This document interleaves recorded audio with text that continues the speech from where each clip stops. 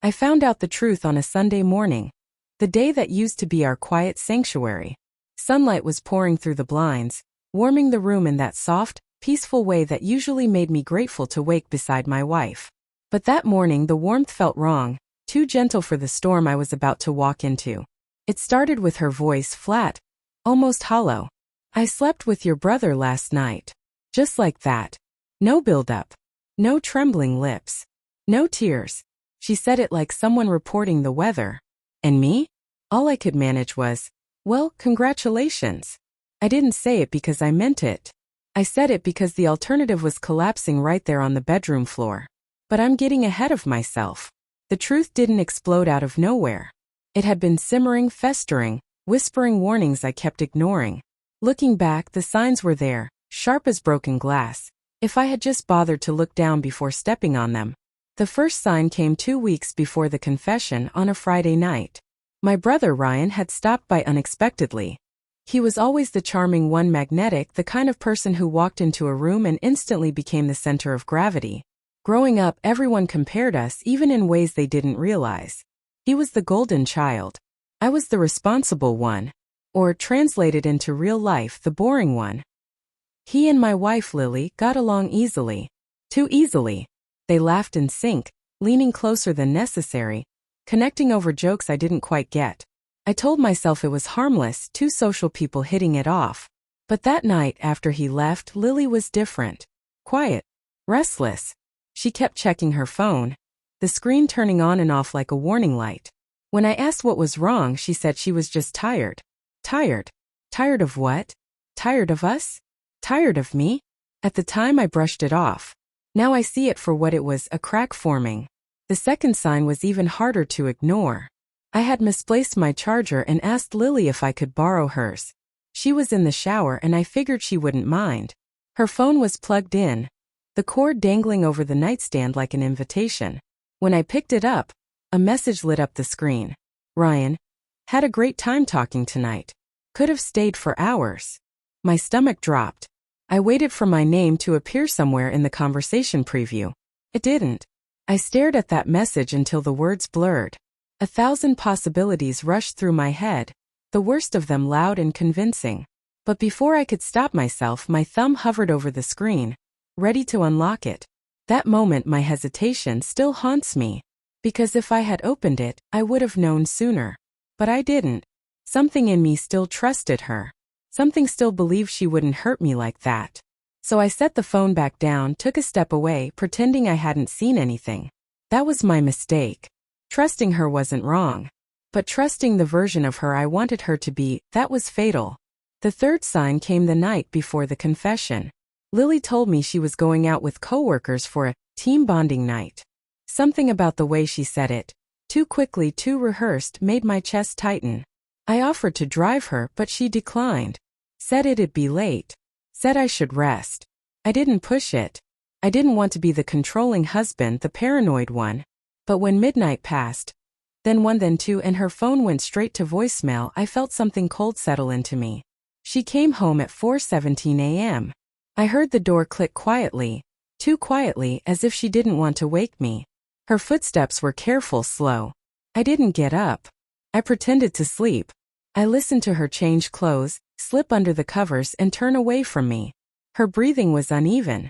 By sunrise I knew. I didn't have proof, not then, but I knew. Sometimes your body senses heartbreak before your mind catches up.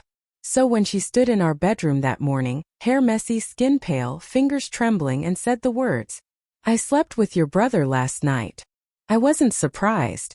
But I was destroyed. I remember staring at her, waiting for the world to punch me in the chest. It didn't. Just cracked. "Congratulations," I said. The word tasted like metal. Her face crumpled. Don't say it like that. How else do you want me to say it?" My voice came out strangely calm. "You slept with my brother. There's no polite phrasing for that." She sat on the edge of the bed, covering her face. "It just happened. I didn't plan for it. We were talking and then, I don't know. I felt seen. I felt." "Don't finish that sentence." I swallowed hard. "Don't tell me he makes you feel things I don't. I can live with betrayal. I can't live with comparisons." Tears slipped between her fingers. I'm so sorry. I nodded slowly. Are you sorry for doing it? Or sorry for getting caught? I'm sorry for hurting you. Funny how people only apologize for the pain, not the choice that caused it. I stood there for a long moment, trying to process the fact that the two people I trusted most had burned me in the same night. Finally, I managed. Was it just once? Her hesitation was my answer. The silence was brutal, raw, ugly, honest. I turned away. People think heartbreak is an explosion. In reality, it's a slow, suffocating collapse. Your thoughts don't scream, they unravel. As I packed a small bag, my mind played back every moment Lily and I had shared. The way she laughed when I burned toast. The way she squeezed my hand during airport takeoffs. The way she'd rest her head on my chest and say, "You feel like home." Those memories were knives now, sharp, twisted, lodged deep. By the time I zipped the bag closed, I wasn't angry anymore. Just empty. "Where are you going?" she whispered. "Away from here. Please don't go like this. We need to talk." "No," I said quietly. "You need to talk. I need to breathe." Her shoulders shook. "Ryan means nothing to me. It was a mistake." "If he meant nothing," I said, "then why did you let him mean more than me?" She didn't answer. Because she couldn't. Or because she didn't want to lie anymore. I spent the next few days at a friend's place, sleeping on a couch that smelled like old pizza and detergent. It wasn't comfortable, but it was honest. There were no secrets hidden in the cushions. Lily texted, called, tried to visit. I didn't respond. Then Ryan called. I let it go to voicemail. His message was short. "I messed up, man. I'm sorry." His voice cracked. "Please call me back." I didn't. Some betrayals don't deserve words. A week passed before I finally agreed to talk to Lily. Not to fix things.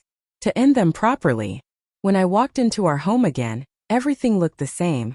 But nothing felt familiar. The furniture was where it always was. The scent of her vanilla candle lingered in the living room. A mug I'd left on the counter was still there. But the place didn't feel like mine. Or ours. She sat on the couch, clutching a tissue. Her eyes were swollen, mascara smudged. She looked like someone who had been crying for days. "I know there's no excuse," she said quietly. "But I want you to know I didn't fall out of love with you." I shook my head gently. "This isn't about love, Lily. It's about respect." She opened her mouth, then closed it again.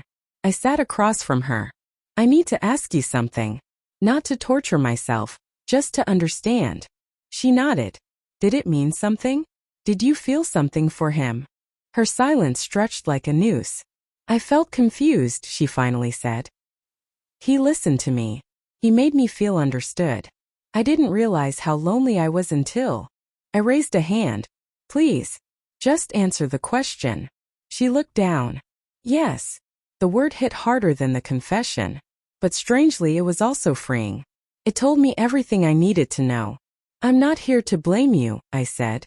"People make choices based on what they want in a moment. But they also have to live with them." She sobbed. "Can we fix this?" "No," I said softly. "We can survive this. But not together." Her heartbreak wasn't satisfying. I didn't want revenge. I didn't want her suffering. I just wanted peace. And peace doesn't grow where trust is buried. Leaving the house for the last time, I paused at the doorway. Lily stood behind me, crying quietly, the kind of crying that shakes the whole body. "If you ever need anything," she whispered. I turned. "Take care of yourself," I said. "And take responsibility for the parts of you that led us here." She nodded, tears spilling. "And Lily," I added gently, "don't ever confuse loneliness with love. It makes you reach for the nearest hand instead of the right one." The air between us felt heavy. Final. Then I walked out. People expect closure to feel like a doorway shutting. Doesn't. Feels like learning to breathe again. Slowly. Unevenly. With pain at first, then with acceptance. I learned that love isn't enough without honesty. That devotion means little without boundaries. That sometimes the most loving thing you can do is walk away. And as strange as it sounds, I'm grateful. Because that betrayal didn't destroy me. It uncovered me. It forced me to rebuild. Not as someone's husband or someone's brother, but as a man who finally decided he was worth more than being second in his own relationship. And in the quiet moments when I think back to that morning, to her trembling voice saying, "I slept with your brother," I no longer feel anger or heartbreak, just clarity and a soft, steady resolve. Never again will I congratulate someone for breaking me.